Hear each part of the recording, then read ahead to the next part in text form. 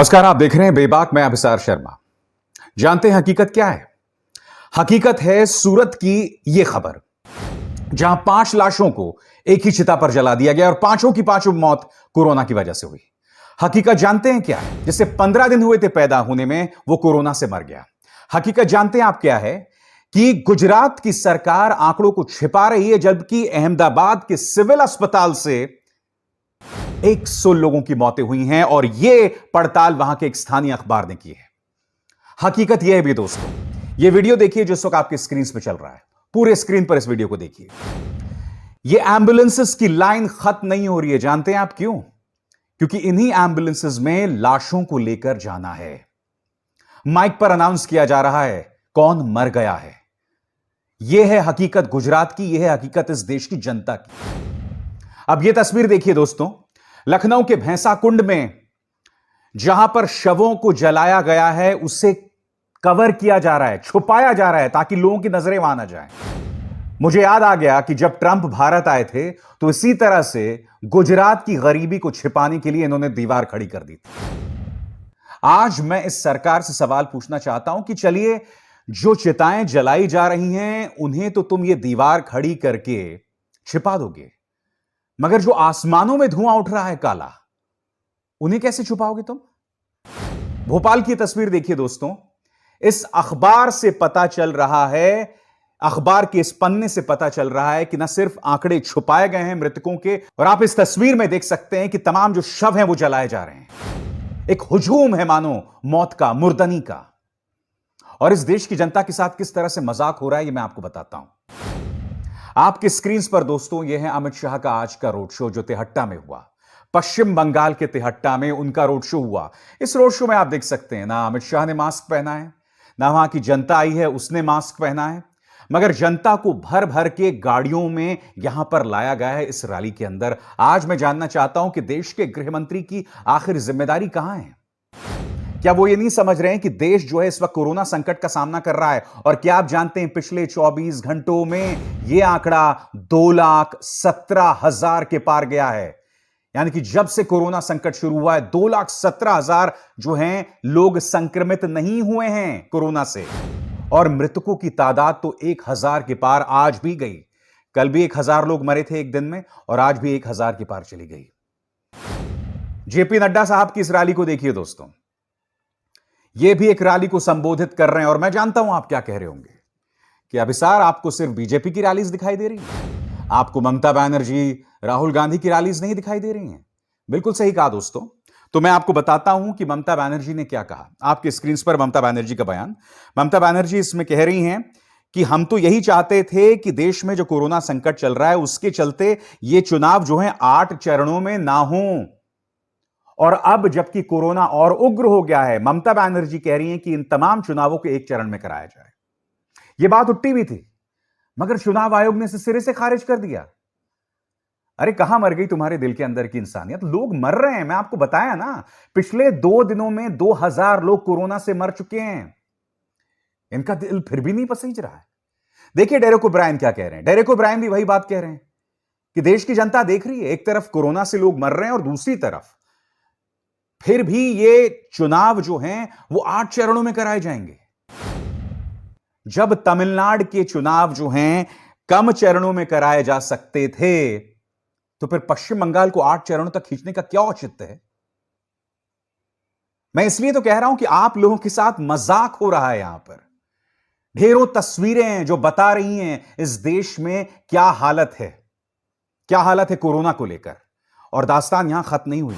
ये देखिए, आज ही खबर आई कि प्रधानमंत्री अगले चरण में 3 रैलियों को संबोधित करेंगे। आसनसोल, मालडा और गंगारामपुर। पश्चिम बंगाल में 3 जगहों पर। कौन सी जगह फिर से देखिए? गंगारामपुर, आसनसोल और मालडा। यानी कि प्रधानमंत्री नरेंद्र मोदी जो कि इस मुद्दे पर पूरी तरह से खामोश हैं। पिछले 3 दिनों में क्या प्रधानमंत्री ने इस मुद्दे पर कोई बयान दिया है? बिल्कुल नहीं दिया है, मगर रैलियों को वो संबोधित करते रहेंगे। उनके गुजरात में हालात बद से बदतर हैं, मैंने आपको बताया तस्वीरें, मगर वो रैलियों को संबोधित करेंगे।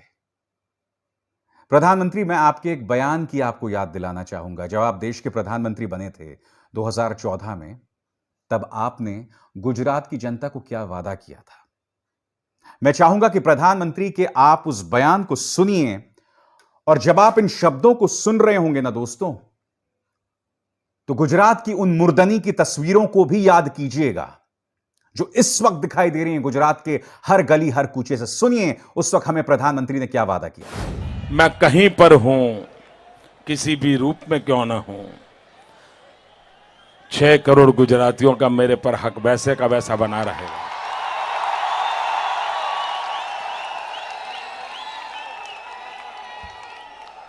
आप आवाज देने में हाजिर हो जाऊंगा,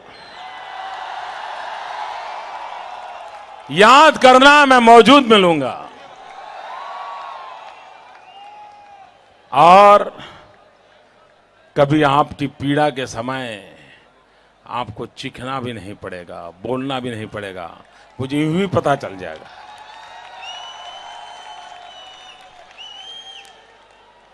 मुझे यूं ही पता चल जाएगा कि मेरे परिवार का कोई बीमार है। मुझे यूं ही पता चल जाएगा मेरे घर में कोई आफत आई है, और मैं आपका सिपाही हूं, मैं हाजिर हो जाऊंगा। आज सोशल मीडिया में यही ट्रेंड हो रहा है कि प्रधानमंत्री हैं कहां, कहां हैं प्रधानमंत्री। क्या प्रधानमंत्री को बोलने से कोई रोक रहा है? क्या प्रधानमंत्री के पास कोई मंच नहीं है? मैं आपसे यही पूछना चाहता हूं। प्रधानमंत्री ने इतनी रैलीज को संबोधित किया पश्चिम बंगाल में, क्या उन्होंने किसी भी रैली की शुरुआत में यह कहा कि आप लोग मास्क पहने, शारीरिक दूरी बनाए रखें? कहीं इन जुमलों का जिक्र किया उन्होंने? क्योंकि देखिए, आपका विकास तो एक तरह का जुमला ही है, और फिर आप मजाक उड़ाते हैं। आज अमित शाह ने राहुल गांधी का मजाक उड़ाया, उन्हें पर्यटक बताकर, पर्यटक राजनेता बनाकर। सुनिए पहले अमित शाह ने कहा क्या, और फिर मैं आगे आपको बताता हूं। अभी अभी हमारे देश में एक पर्यटक नेता है, पूरा चुनाव हो गया, राहुल बाबा दिखाई नहीं पड़े। देखा है आपने?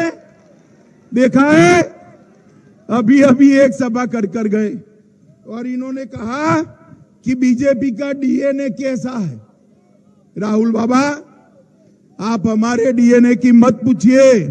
दोस्तों यही नहीं, आज सोशल मीडिया में पप्पू करके ट्रेंड हो रहा है, और जैसे कि आप जानते हैं कि भारतीय जनता पार्टी का प्रचार तुरंत राहुल गांधी का मजाक उड़ाता है। चलिए, मान लिया राहुल गांधी पप्पू हैं, तो मैं आपको राहुल गांधी के 2 बयान सुनाना चाहता हूं। 1 साल पहले इन्होंने चेतावनी दी थी कि सरकार को न सिर्फ कोरोना के लिए बल्कि उसकी वजह से जो आर्थिक संकट आएगा उसकी भी तैयारी करनी चाहिए। सुनिए उनका अंग्रेजी में दिया गया बयान। Before the tsunami came, the water went out. When the water went out, everybody went to get the fish. When they went to get the fish, the water came in. So the water is going to come. And I've been warning the government that a massive tsunami is coming. And they are fooling about, they are not clear about what they have to do.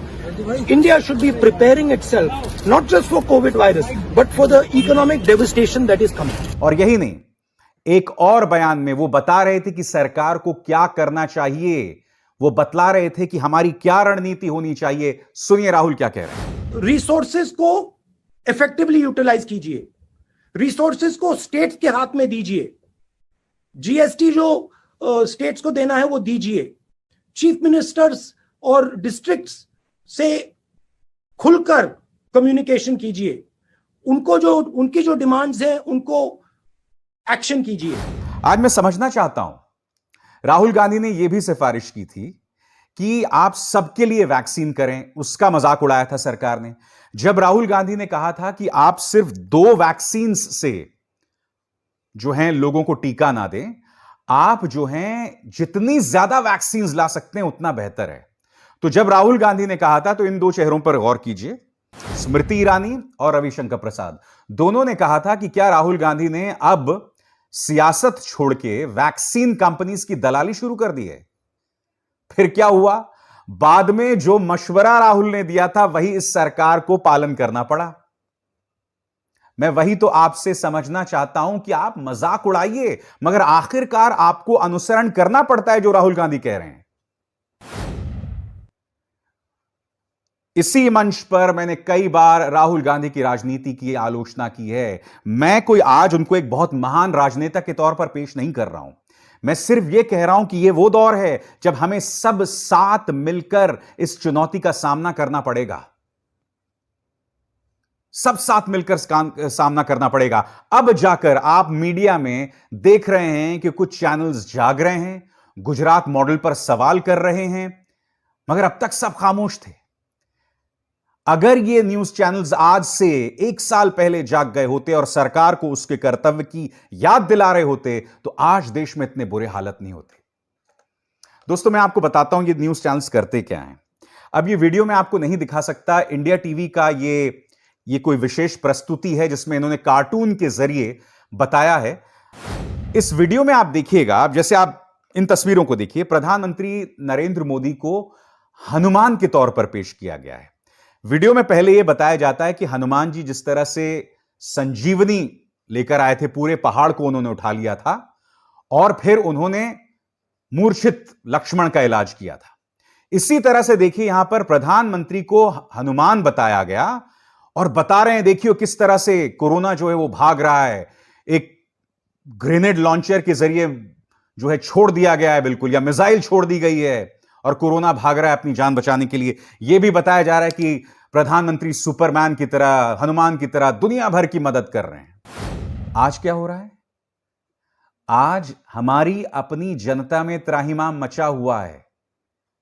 यह news channel देखिए दोस्तों, जी news Pakistan को ताना मार रहे हैं कि तुम्हारी औकात नहीं है कोरोना टीका बनाने की। अरे पाकिस्तान को छोड़ो, इंडिया की सोचो। तुम्हें क्यों परवाह इतनी पाकिस्तान की? अरे अगर किसी चमत्कार से दोस्तों पाकिस्तान अगर हमारा पड़ोसी नहीं रहा और कहीं और चला गया किसी चमत्कार से, तो मैं नहीं जानता हूं कि बीजेपी क्या सियासत करेगी या ये जी न्यूज जैसे चैनल्स क्या करेंगे। मैं आपको बतला रहा हूं किस तरह से न्यूज चैनल्स ने पत्रकारिता को बदनाम किया। ये मैं आपको कुछ तस्वीरें दिखाना चाहता हूं दोस्तों। सबसे पहले यह न्यूज एजेंसी बता रहा है कि हार्वर्ड यूनिवर्सिटी ने उत्तर प्रदेश सरकार की तारीफ की, योगी आदित्यनाथ सरकार की तारीफ की। उन्होंने किस तरह से जो मजदूर संकट चला या किस तरह से उन्होंने कोरोना संकट का सामना किया। आपके सामने ढेरों तस्वीरें। आप अगर लखनऊ के रहने वाले हैं, बनारस के रहने वाले हैं, कानपुर के रहने वाले हैं, तो आपको पता है क्या हालत है, ग्रामीण इलाकों की क्या हालत है। खुद हमारे माननीय मुख्यमंत्री कोरोना से जूझ रहे हैं। और आगे दिखाता हूं इन्होंने क्या मजाक किया था दोस्तों पत्रकारिता के नाम पर। यह देखिए, एबीपी न्यूज, वैक्सीन गुरु, प्रधानमंत्री की तस्वीर, मोदी मंत्र से मिटेगा कोरोना। यह देखिए, आज तक न्यूज स्टेट करके कोई चैनल है, मोदी मंत्र से हारेगा कोरोना। अब ये देखिए, आज तक, वो सिकंदर ही कहलाता है, कोरोना से लड़ना जिसको आता है। और हकीकत आपके सामने है। अगर इन चैनल्स ने उस वक्त सरकार को कटघरे पे रखा होता तो क्या आपको लगता है आज ये हालात होते? मैं आपको एक और वीडियो दिखाता हूं। एक तरफ तो आम इंसान को पीटा जाता है जब उसने मास्क नहीं पहना होता है, दिल्ली पुलिस उसे फाइन करती है। मध्य प्रदेश की इंदौर की वो तस्वीर आपको याद होगी, एक बाप को उसके 11-12 साल के बेटे के सामने बेरहमी से पीटा जा रहा था। उसने मास्क उसका थोड़ा खिसक गया था, पुलिस बेरहमी से पीट रही थी। अब ये देखिए, मध्य प्रदेश के शहडोल की यह तस्वीर है। एक नेता है जिनका नाम कमल प्रताप है, हां, नाम में ही कमल है। ये देखिए, खुलेआम अपना बर्थडे मना रहे हैं। न सिर्फ बर्थडे मना रहे हैं दोस्तों, इस वीडियो के अंदर पटाखे भी फोड़े जा रहे हैं। सबने मास्क पहना हुआ एक अलग बात है, मगर आप देखिए इस वक्त क्या होनी चाहिए इनकी प्राथमिकता, और खुलेआम बर्थडे मनाया जा रहा है। कहीं पर ये लोग चुनावी रैलियां करते हैं, कहीं बर्थडे मनाते हैं। और यह तस्वीर देखिए दोस्तों, उत्तराखंड में किरण रिजिजू ने और वहां के मुख्यमंत्री तीरथ रावत ने एक वाटर स्पोर्ट फैसिलिटी का उद्घाटन किया। इनकी प्राथमिकताएं क्या हैं, यह मैं समझ नहीं पा रहा हूं। क्या है इस सरकार की प्राथमिकताएं? अगर आज मैं आपसे सवाल करूं कि आप कोरोना संकट का निदान ढूंढिए, तो क्या मैं गलत कह रहा हूं? आज देश के स्वास्थ्य मंत्री एम्स के ट्रॉमा सेंटर पहुंच गए। मैं यह समझ नहीं पा रहा हूं कि आपको वहां ट्रॉमा सेंटर में जाने की जरूरत क्या थी। मैं आपसे यह समझना चाहता हूं कि कोरोना का युद्ध स्तर पर कैसे मुकाबला हो, क्या इसको लेकर आपकी कोई रणनीति है? क्या स्वास्थ्य मंत्री अपने प्रधानमंत्री से बात कर रहे हैं, बीजेपी अध्यक्ष से बात कर रहे हैं कि ऐसे मौकों पर चुनावी रैलीज नहीं होनी चाहिए, हमें एक चरण में तमाम चुनाव करा लेने चाहिए? क्या इस तरह की कोई मंत्रणा हो रही है, या हर चीज में सियासत है? आप में से कई लोग सोच रहे होंगे, जिनके अभी यहां कुछ बचा हुआ है, कि इतना अत्याचार हो रहा है। प्रधानमंत्री ने जो वादा गुजरात से 2014 में किया कि मैं जब भी तुम कहोगे, तुम बीमार होगे, मैं तुम्हारे पास आ जाऊंगा, मगर अब सरकार को परवाह क्यों नहीं है? मैं आपको बताता हूं क्यों परवाह नहीं है। 1 साल बाद यूपी के चुनाव है और मैं दावे के साथ कह सकता हूं दोस्तों, 1 साल बाद पहली बात तो जनता ये सब भूल जाएगी, नंबर 1। नंबर 2 क्या होगा कि ये लोग कोई शिगुफा छोड़ देंगे राम मंदिर के नाम पर। काशी विश्वनाथ मंदिर को लेकर वैसे भी तापमान बढ़ाया जा रहा है और आप जो कि जनता हैं, आपको यह समझाया जाएगा कि देखिए, अगर हम वापस नहीं आए तो मुगलों का राज्य हो जाएगा, फिर से हिंदू खतरे में आ जाएगा। यानी कि जो दलीलें देकर 80-90 के दशक में मुसलमानों को चंपू बनाया जाता था, या दुनिया भर में वो एक प्रोपेगेंडा चलाया जाता था, इस्लाम खतरे में है, अब तुम भी वही हो गए हो। अब तुम्हें भी ये कहकर सल्फेट और शैम्पू बनाया जाता है कि साहब हिंदू खतरे में है। इंसान तरक्की करता है, जानवर से इंसान बनता है, वो जंगल से शहर की तरफ जाता है। तुमने यू टर्न ले लिया है और रिवर्स गियर में जा रहे हो तुम। सोचना इस बात को, रिवर्स गियर में जा रहे हो तुम। और तुम जो कर रहे हो तो कर रहे हो, तुम जो विरासत छोड़ रहे हो अपने आने वाली पीढ़ियों के लिए ना, वो बच्चे जब बड़े होंगे और उनमें से जिन लोगों में समझ होगी, वो तुम्हें कभी माफ नहीं करने वाले।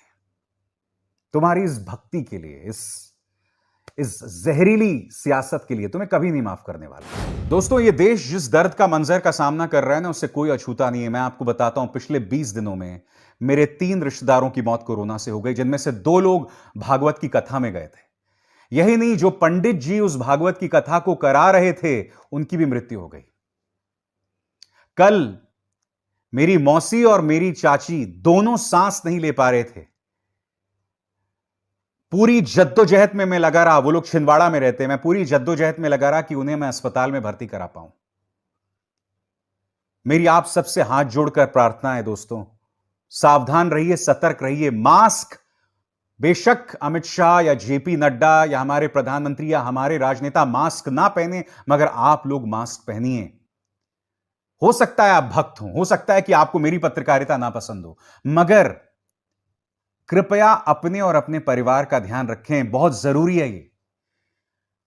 अटल जी ने कहा था ना कि सरकारें आएंगी जाएंगी, सियासतें आएंगी जाएंगी, मगर ये देश बना रहना चाहिए।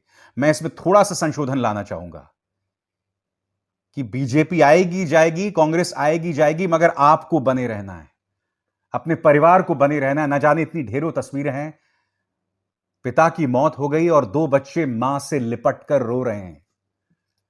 ऐसी ढेरों तस्वीरें हैं दोस्तों, और इन तस्वीरों को देखकर मैं निःशब्द हो जाता हूं, क्योंकि मैं खुद कोरोना नाम की इस बीमारी से निकला हूं। आज से 5 महीने पहले मुझे कोरोना हुआ था। 12 दिन में छटपटाते रहा था अस्पताल में, और आज भी दोस्तों, जब मैं दौड़ता हूं या मैं जब चढ़ाई करता हूं तो मैं हाफ जाता हूं। आज भी मैं नहीं उबर पाया हूं, और आज भी मैं उस डर में जी रहा हूं कि कहीं मुझे फिर से कोरोना ना हो जाए।